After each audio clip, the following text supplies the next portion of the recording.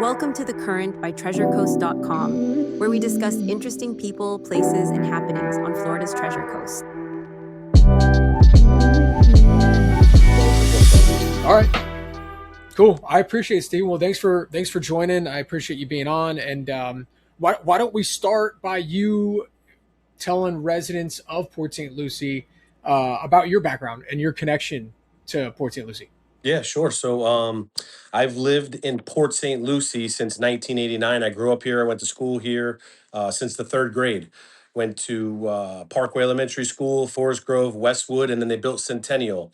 And then, I went on to try a little bit of college. College really wasn't my thing. I'm more hands-on. I like being very hands-on. I don't like sitting and the books and the studying and all that. I'm a Right. very productive person. So, but yeah, man, I'm very passionate about the city, the people, and I used to work for St. Lucie County Sheriff's Office for about 10 years. After I left the St. Lucie County Sheriff's Office, I went on to working at our highest level of security at our nuclear power plant, which was amazing. A lot of safeguarded information, obviously, but very important job and very serious stuff that goes on there at the nuclear power plant. Great people that work there. How did Now that? I'm Did you sorry. Now I'm a go local from? business owner. Okay, cool. What kind of business are you involved in now? And how did the sheriff's office to the nuclear plant translate? I'm sure that was a pretty it's probably kind of somewhat of a similar move, right? For security, that kind of thing. So from the sheriff's office, I had a couple little jobs in between, and then I guess that I started my family at the time. My son was just born. I think he was like 2 years old, and I said, you know what, I want to get back into the career, have the benefits, have a good steady job. I tried the entrepreneurship at that time. It really wasn't good because me and my kid's mother were, very busy with the kids, and then we had our second child. So I wanted something stable at the time. And now that the kids are older, now I'm a local business owner. I'm a licensed general contractor. So I'm very excited to be a local business owner here in a community that I was raised in. Man, I'm living the American dream. Yeah, man. Yeah, no, that's awesome to hear. And I mean, I get the I I can kind of see why you would end up wanting to run for office. But I mean, so it comes from your mouth. What made you want to run? What made you want to put your hat in the ring? Do you feel like it's been a calling for a while, or was it something that kind of came up relatively recently? Man, I'll be honest with you, man. I never knew I was ever going to get involved in politics. But I'll tell you this, I do not like politicians, and I do not like what our city is currently facing under this type of leadership. I don't like corruption. I don't like people who say one thing and do another. And I'm standing up as a community leader, going against the local government, going against these people that I feel do not have the best interest of our community. And we have the highest taxes, we have major traffic issues. The current mayor has 90 construction projects going on now for 5, 10 years at a time. Why are we taking on 90 construction projects? How are you over budget almost $30 million on three projects? I mean, wasteful spending is just tremendous, and it has to be stopped, and we need to come out and vote in August 18th. And I think, from what I'm seeing, everybody I talk to in the community, they're ready for a change. They are ready for a new mayor, of somebody who has the best interest of the people, that's going to stop this type of madness that we have going on in our community. It's ridiculous. What are I mean, you touched on a few issues there, so I kind of wanted to dig into that. I mean, what are some of the issues that you think are the biggest issues facing the city? I mean, obviously, you've got things like fiscal responsibility. You've got things like infrastructure, safety. These are a lot of things that at least you hear people talking about. Yeah. But from your standpoint, what's the most important on your list? I think the safety of our community, traffic is a big one. And, I think saving taxpayer dollars, having the right leadership that knows contracts, that knows where the wasteful spending is going and how we can stop that. So, as a general contractor, knowing construction, we're not going to take on 90 projects. We're not going to have this wasteful spending of $30 million of change orders. You know what I mean? It's just ridiculous. What are your thoughts? I mean, as far as growth happens, I mean, especially when you talk about traffic or things like that. I mean, how would you see smart growth? How would you define a city like Port St. Lucie that's growing? Really, it's growing at the fastest rate probably than most cities in the country. But how would you define something like smart growth and preparing infrastructure to kind of keep up with that? Well, we've kind of taken a back door to that. They weren't very proactive. The current administration was not proactive in 50,000 residents moving here. We should have planned this out years ago. So now I'm kind of in a bad spot because now I got to come in as a savior and now I got to fix everything. But it's kind of a little bit too late because we fell so far behind. We need a mayor in the future who's going to be proactive to say, hey, from here on out, let's make sure the medians are gone. Let's extend these roadways. Let's get the engineering. Let's get FDOT out here. Let's get the surveyors. Let's see what roads we can actually, widen to alleviate. St. Lucie West is a nightmare.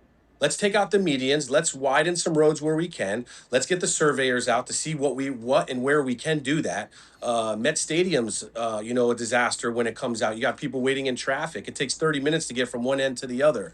The soccer stadium's coming, 6,000 people. We're not ready for these types of things, but we have to have leadership that's going to be proactive. So we need to make sure that these things are set, planned ahead of construction. So I don't know what they've done, but I know what I'm going to do, and that's be proactive against these things that are coming, and we don't know how to go ahead and put them first and foremost. The safety of the community, I feel, is definitely, the most important thing. How do we have 9,500 car accidents from 2024 to 2025? What are we doing to stop them? Are we working with the chief of police? Are we working with local law enforcement officers to say we have these roundabouts that are causing 100 accidents a month? Well, why are we still putting in roundabouts? We need to stop those. Why are we having these accidents? Why aren't we having officers at these places to help prevent the car accidents? It's just unacceptable. The leadership, I feel like, just doesn't care, and they're just going about whatever special interest they're doing and whatever fits their agenda. And we need to put the people first, not these special interest and agenda individuals. You know what? You had mentioned something that got me thinking about, and I don't know to what degree, this is one of these things where you're kind of reliant on state level stuff, you're reliant on national level stuff, but, housing affordability and just overall quality of life, as development happens, you see some new neighborhood come in. Um, and with that not just comes traffic, not just comes, okay, these roads need to be widened. Then you think about, hey, what kind of culture are you going to create? Is there places, things for them to do? Is Right. there Are these places going to be affordable, especially for, like, if you think about when you had your child. We've got 4 kids, and I remember when our first was born thinking, like, dude, they don't give you a Congrats, man. manual on this. um, so Yeah. it's kind Yeah. of, I'm interested to hear what your thoughts are, not just when it comes to like housing affordability, but also like the overall quality of life as the city's growing. Yeah, Port St. Lucie families are struggling. That's not a secret. A lot of people are renting, a lot of people are hurting, a lot of people are renting rooms. You drive around town, you see room for rent, room for rent. You're seeing more homelessness issues. I want to build the first homeless shelter here in Port St. Lucie, not to have people just lay in bed, but to rehab them, help rehabilitate them, and put them back into society. You know what I mean? We need to have more youth programs for the kids. We need sidewalks. We need lights for the kids. There's a lot of bus accidents that happen, unfortunately, because we don't have the proper resources to service the people. Well, how do we have Palm Beach living, Palm Beach taxes without Palm Beach living? We should be providing these transportation services to these individuals. You can't find a bus on Saturdays and Sundays. They're not doing what they're supposed to be doing.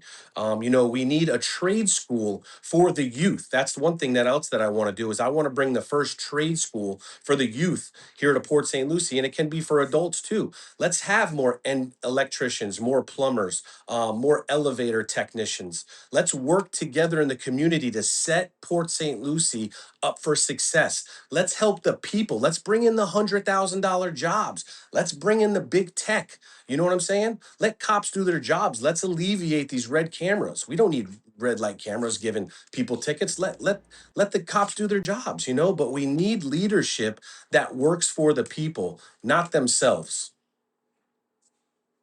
What are your thoughts on investing in parks? I mean, I know you'd mentioned it as far as like finding stuff for kids to do, and I know that there's always mixed reviews around, whatever's the new thing. Tradition Regional Park was big. People talk about Torino Regional Park. People talked a lot about the Port District and Pioneer Park, probably geared towards a more younger age, the playground itself. But, I'm interested in your thoughts as far as like, are we doing enough on that level to give people what they need? Does there need to be more green space? What are your thoughts in that regard? I mean, listen, we need money. The people need jobs. We need $100,000 jobs here in Port St. Lucie.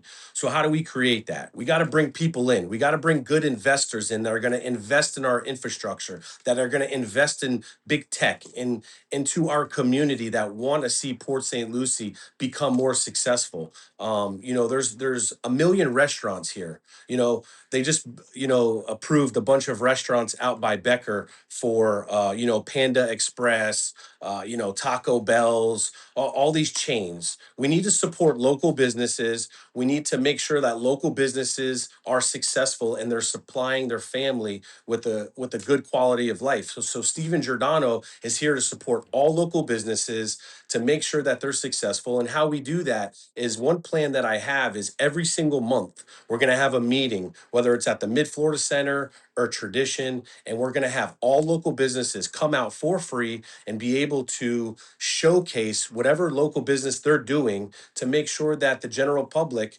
knows all these local businesses, and turn it into a directory every single month. The mayor's a 4-year term. We'll do that once a month, and we're going to build it, and we're going to build it, and we're going to help all local businesses become more successful, alleviate the red tape. I'm just here to help. I work for the people. I want to be the people's mayor. Whatever they want, I want to be able to provide that service for them.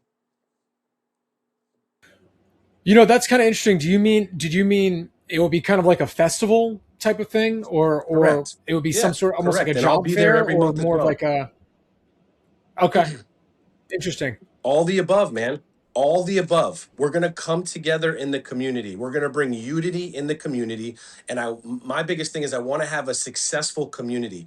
I want the people that are even working for the city of Port St. Lucie to be happy. Right now the union is having issues with coming up with a contract through the city. The city hired a third party attorney who used to be the assistant lawyer of the city, and they're offering the city workers a 1-year contract with no raise. That's totally unacceptable. These are the brave men and women that are servicing our community, that work day in, day out, sweating and working to keep Port St. Lucie beautiful. And you mean to tell me that the city isn't working to get them a contract, to give them a raise, and to make them happy, and they want to take their insurance from Blue Cross Blue Shield down to Cigna? That's totally unacceptable. We need to support our local workers and our local unions. I think that that's probably a good segue into things like transparency. I know a lot of people have talked about ways, and I've heard it even coming from the mayor's office as well, like people, and from other places, like in other cities in the Treasure Coast. I've seen them trying to do things like a coffee with the mayor, or things like, hey, we need to alter our meeting times to accommodate for the working man and woman. I mean, do you have any thoughts? Maybe it's putting you on the spot because maybe it's not always front and center, No, it's but okay. as far as transparency, communication, that kind of thing. What's the question though? What are you asking me? Do you have anything in mind when it comes to government transparency, communication with the citizens, ways to either make that better or just a way that you would handle it yourself? Yeah, so I mean, everybody can go to public records request and request whatever information they want. I tried to do a public records one time, and they wanted to charge me over $1,000, or just under $1,000, for public information. That's totally unacceptable. I want to make sure that the public can get all the information, or any information that they want, that they receive it. Right now, you try to find the budget and all the numbers on the Port St. Lucie website. I think you have to go to like the 45th page, and you have to like deep dive and go here and go there, and they're all round numbers. There's no transparency on there. And that's what I want to change in local government. I want a local government that works for the people. So when I win mayor, and I say I, but I mean we as a community, we are going to make sure that the budget is on the second page, not the first, because I want to do some stuff for local businesses on the first page. But I want to make sure that the citizens and the taxpayers and the residents, it's easier to find, so you can see where your money is going. If you have input, let's put the input. Let's get a information button on, hey, we can get a hold of this guy right now, this is the department we need, and let's call him and find out what's going on, or let me give my input on what's going on. What would you think? What are your thoughts on? I think that's a good idea to kind of get some of this information in front of people in a better way. I guess one thought would be: is Absolutely. there other areas where you think there are misconceptions that the average person has about how government is run, or how it's relaying their information to the public?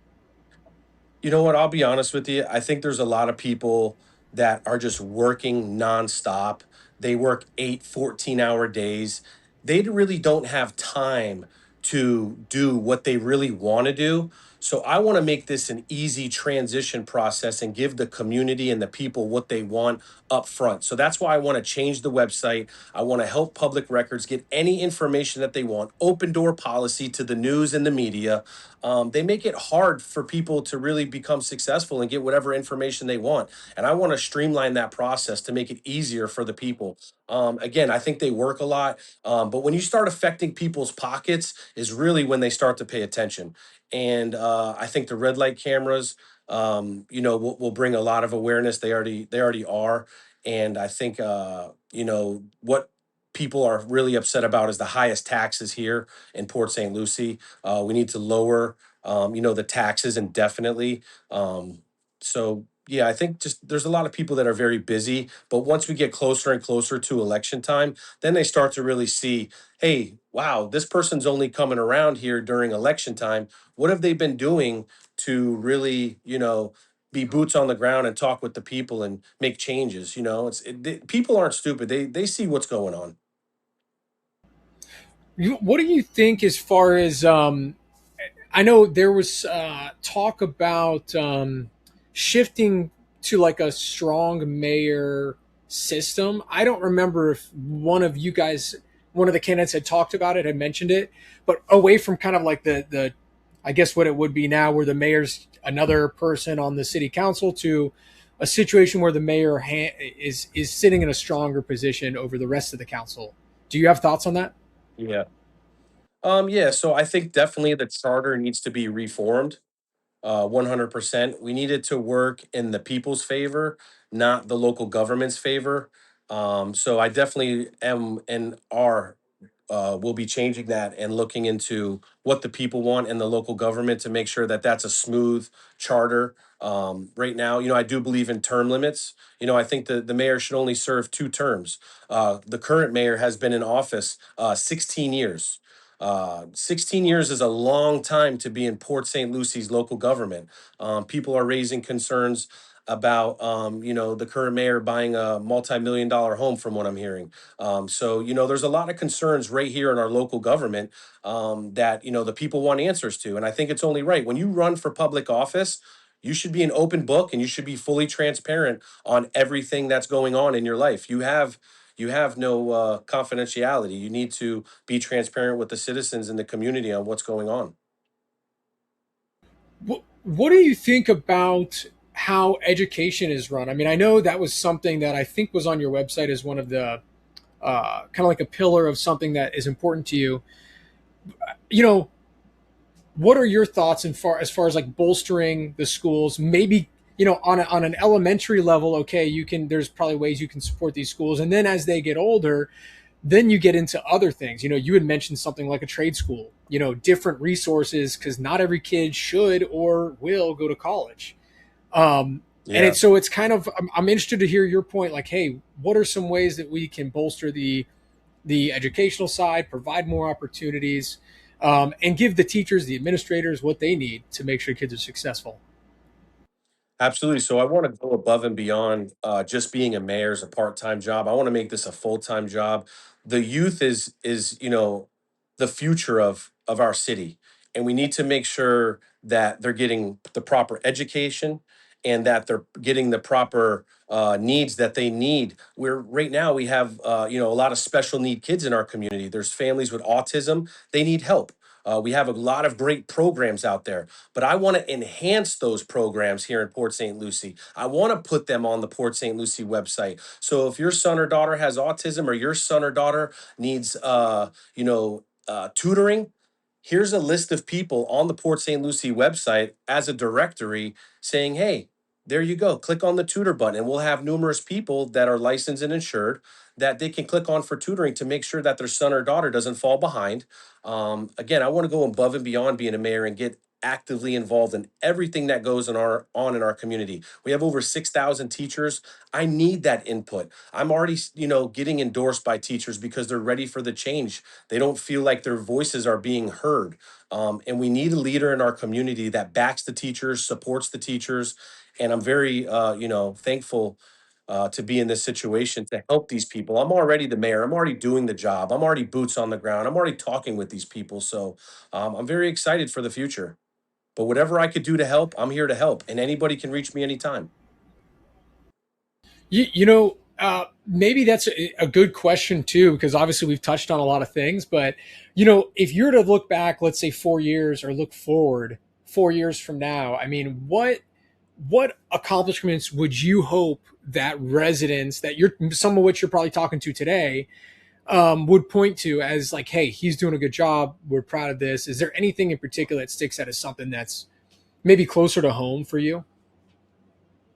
Absolutely. So I think as a successful businessman, pretty much self-funding my own campaign and going against the local government, I think that if we can save taxpayers millions of dollars, if I can create jobs for our community, for instance, starting up our own trash company instead of outsourcing that $61 million, if I can bring our own trash company here for 55 million, if I can create jobs to help these people in our community become more successful and everybody has a better quality of life, I think that we're doing a good job. And I'm actually already doing that. I'm already helping people, with jobs. I'm already helping people become successful. So it's imperative that we have the right leadership here.